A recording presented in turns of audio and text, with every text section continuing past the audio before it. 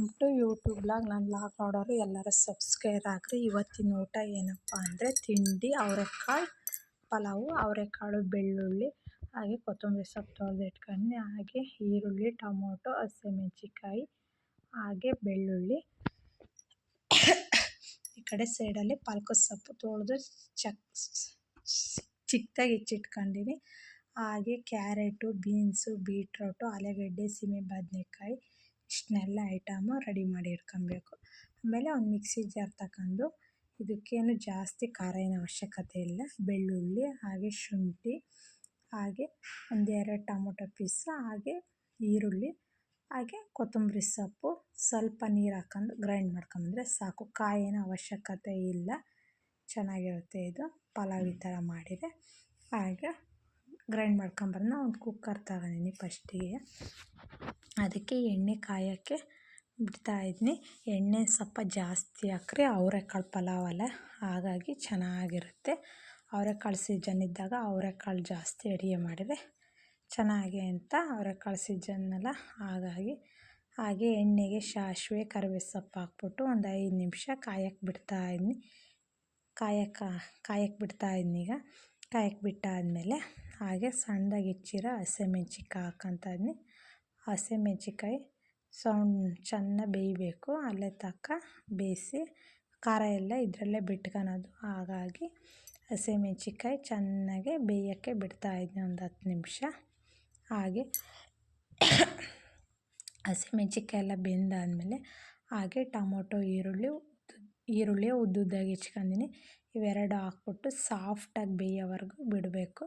ಅಲ್ಲೇವರೆಗೂ ಅವರೆಕಾಯಿ ತೊಳ್ಕೊಂಬಂದೆ. ಹಾಗೆ ಬೇಯ್ದಾದಮೇಲೆ ಅವರೆಕಾಳು ಹಾಕ್ತಾಯಿದ್ನಿ. ಅವರೆಕಾಳು ಜಾಸ್ತಿ ಹಾಕ್ರಿ, ಹಂಗಾಗಿ ಪಲಾವ್ ಚೆನ್ನಾಗಿರುತ್ತೆ. ಬಟಾಣಿ ಏನು ಹಾಕ್ಬೇಡ್ರಿ. ಹಾಗೆ ಅವರೆಕಾಳೆಲ್ಲ ಹಾಕ್ಬಿಟ್ಟು ಚೆನ್ನಾಗಿ ಮಿಕ್ಸ್ ಮಾಡ್ತಾಯಿದ್ದೀನಿ. ಅವರೆಕಾಳೆಲ್ಲ ಮಿಕ್ಸ್ ಎಲ್ಲ ಆದಮೇಲೆ ಬೇಯಕ್ಕೆ ಬಿಡಬೇಕು ಒಂದು 10-15 ನಿಮಿಷ. ಅವರೆಕಾಯಿ ಇದರಲ್ಲೇ ಎಣ್ಣೆಲ್ಲೇ ಸ್ವಲ್ಪ ಹೊತ್ತು ಪಾಗಿಸ್ರೆ ಹಂಗಾರೆ ಟೇಸ್ಟ್ ಕೊಡ್ತದೆ. ಇದು ಸೊಗಡು ಅವರೆಕಾಯಿ ಸ್ವಲ್ಪ ಬರ್ತದೆ, ಸೊಗಡು ಥರ.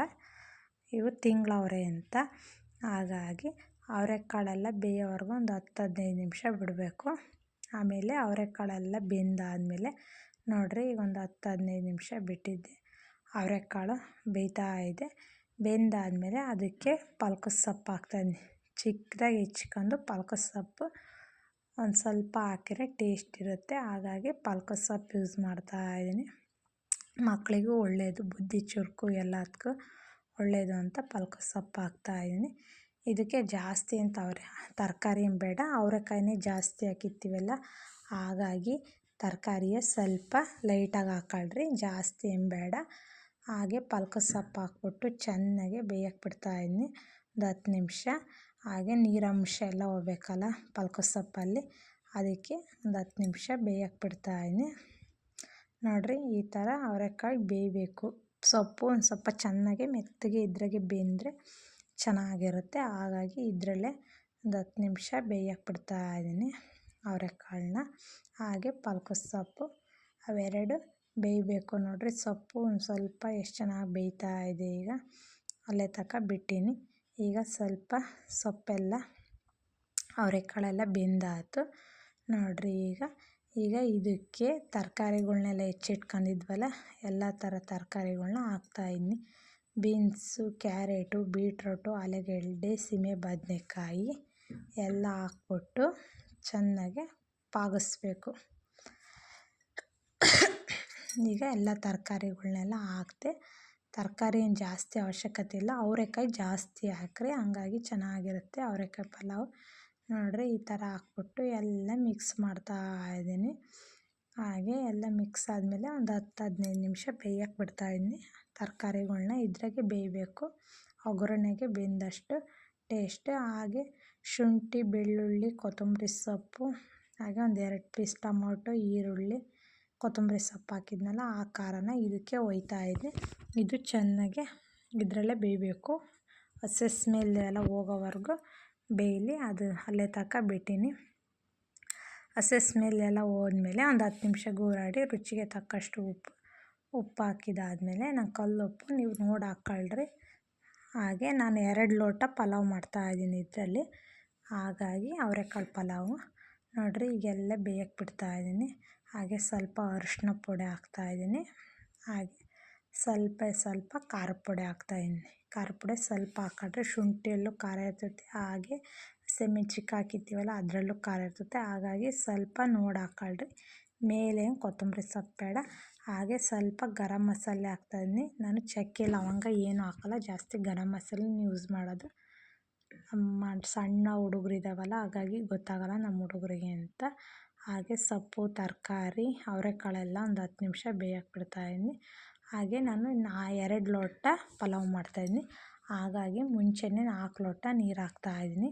ಇದು ನೀರು ಚೆನ್ನಾಗಿ ಮಳ್ಳಬೇಕು. ಚೆನ್ನಾಗಿ ಕುದಿಯೋತ್ತಕ್ಕೆ 4 ಲೋಟ ನೀರು ಒಯ್ತಾಯಿದ್ದೀನಿ.